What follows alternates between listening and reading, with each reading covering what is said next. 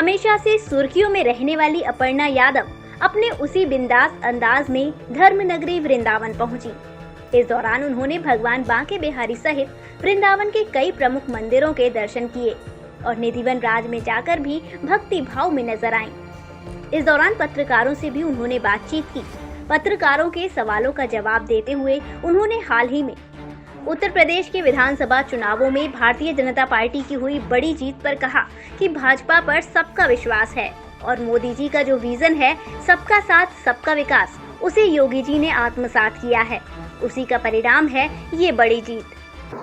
मैं समझती हूँ कि भारतीय जनता पार्टी पे सभी का विश्वास है और हमारे प्रधानमंत्री जी का जो विज़न है सबका साथ सबका विकास और सबका विश्वास, जिस प्रकार से इस विज़न को यशस्वी मुख्यमंत्री श्री योगी आदित्यनाथ जी ने आत्मसात किया है, उसी का परिणाम है कि मेंबर ऑफ लेजिस्लेटिव काउंसिल की इतनी प्रचंड बहुमत में सीटें आई हैं। 36 में से 33 सीटें आई हैं, 3 निर्दलीय हैं। तो मैं सभी जो नवनिर्वाचित एमएलसी हैं उनको बहुत बहुत बधाई देना चाहती हूँ और बहुत शुभकामनाएं। वहीं भगवा वस्त्र पहनने को लेकर अखिलेश यादव द्वारा किए गए ट्वीट पर जवाब देते हुए कहा कि भगवा धारण करने से मन के विचार बदल जाते हैं।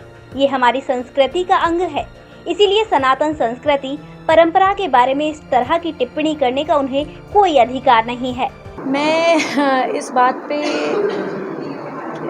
मैं यही कहूँगी कि भगवा हमारे देश का और हमारी संस्कृति का एक बहुत अहम हिस्सा रहा है। पूरा संत समाज भगवे में है और भगवा वस्त्र धारण करते ही मन के जितने भी विचार होते हैं, मुझे लगता है वो उत्कृष्टता की तरफ बढ़ते हैं, ना कि उस तरीके के विचार आते हैं जिससे व्यक्ति को अपराध करने का मन करे। तो मैं समझती हूँ कि सनातन संस्कृति परंपरा के बारे में इस प्रकार की टिप्पणी करना ये बात उचित नहीं है, पर उन्होंने ये बात क्यों कही ये इस पे मैं कुछ नहीं बोल सकती। भगवा के विषय में जितना मेरा ज्ञान है मुझे पता है कि वो सही है और साधुओं का, सन्यासियों का, यतियों का, मुनियों का ये आज से नहीं, पुरातन काल से यही वस्त्र है। इसके अलावा महाराष्ट्र में अजान के माइक बंद करने राज ठाकरे के बयान पर कहा कि पता नहीं किस मंशा से उन्होंने ये बात कही है, जबकि यूपी में तो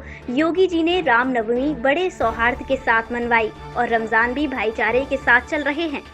कि महाराष्ट्र में जो है राज ठाकरे जी इस तरीके की बयानबाजी दे रहे हैं, क्यों ये कर रहे हैं मुझे इसके बारे में नहीं पता, पर मैं ये समझती हूँ कि जो है आदरणीय मुख्यमंत्री जी ने जिस तरह से पूरे इस चैत्र के नवरात्र का प्रोग्राम करवाए, जगह जगह पे जो जुलूस हुए, सार्वजनिक रूप से रामनवमी के दिन जो है सनातन परंपरा और संस्कृति से जुड़े लोगों ने जुलूस निकाले और सौहार्दपूर्वक जो है रमज़ान भी चल रहा है क्योंकि रमज़ान का महीना भी है।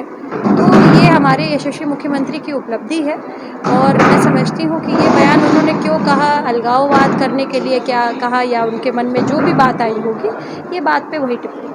वहीं खुद को लेकर अपर्णा ने कहा कि पार्टी जो जिम्मेदारी देगी वह पूरी निष्ठा के साथ निभाएंगी। देखिए, मैं जो भी पार्टी मुझे जिम्मेदारी देगी मैं वो कार्य करूँगी और मैं अपनी पार्टी के साथ पूर्ण निष्ठा के साथ हूँ, यही मेरा अभिप्राय है।